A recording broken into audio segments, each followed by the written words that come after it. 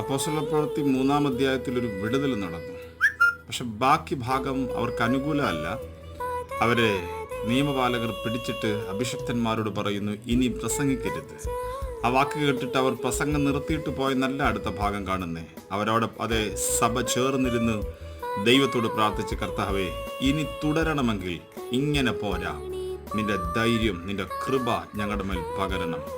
അവർ ദൈവകൃപയ്ക്ക് വേണ്ടി പ്രാർത്ഥിച്ച് അതേ ദൈവസഭ ഒരുമിച്ചായിരിക്കുമ്പോൾ ബൈബിൾ പറയുകയാണ്, അവിടെ ഇറങ്ങിയ ദൈവശക്തി കൊണ്ട് ആ ദൈവജനത്തിൻ്റെ പ്രാർത്ഥനാ മുറിയും അവർ കൂടിയിരുന്ന സ്ഥലവും കൂടെ കുലുങ്ങാനിടയാ തീർന്നു. Praise the Lord. നിങ്ങൾ പ്രാർത്ഥിച്ചു തുടങ്ങുക.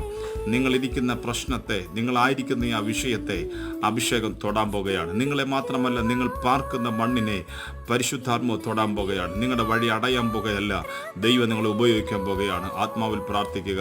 ദൈവം അനുഗ്രഹിക്കും.